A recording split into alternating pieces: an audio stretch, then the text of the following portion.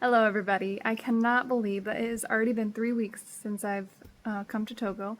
I'm excited to be able to tell you more about what God is doing and how God has worked so far. The biggest theme of these 3 weeks has been adjustment to life, adjustment to culture, adjustment to the job. So some examples would be grocery shopping. I can get some general food, fruits, vegetables, different things like that on Mondays, which is market day, and plan out the week.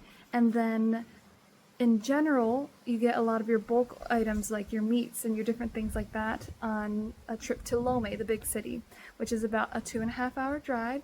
It becomes an all-day event, and you do it about once a month and a half from what I'm seeing from other people. And so working towards planning, okay, how do I do this? How do I go shopping? What kind of things do I buy? Is going to be an interesting adjustment for me for sure. Also, when you get the fruits and vegetables, cleaning them, which takes a lot longer than I would have expected, but it is a necessary part of the process because you do not want to get sick here. And so that's been an interesting adjustment as well. The AC has been something to work through, and I have gotten used to fans, which I'm very thankful for. And it really is neat to see how God has created us to be able to adjust to the different things, the different places that He's put us. So for the most part, I really am doing well with that. There are some days where I wish I had AC, but it's fine. It's fine. And so I'm thankful for God's provision even in that. I'm thankful for fans. I'll tell you that.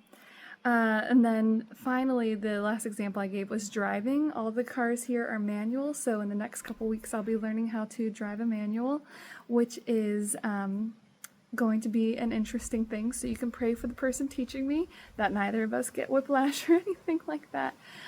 So it'll be good. The big aspect of adjustment is just learning the job, right? And so I'm thankful that I've been able to overlap with the missionary who I'll be replacing as she goes on furlough.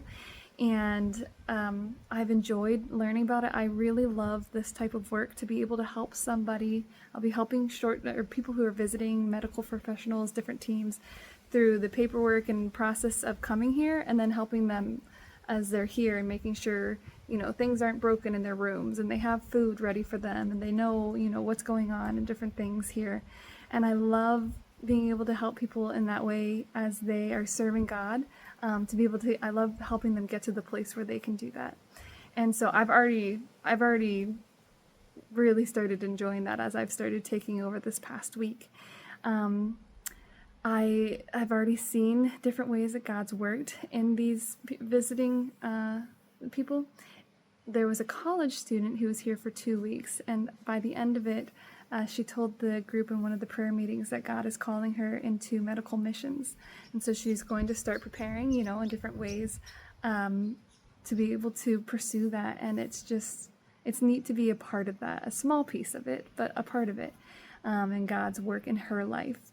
And then another doctor who's here, she's been here several times, but she was in the hospital and she was able to sit with a dying patient and with a chaplain was able to share the gospel with that dying patient. And over the course of several hours, that patient accepted Christ and is now in heaven with Him.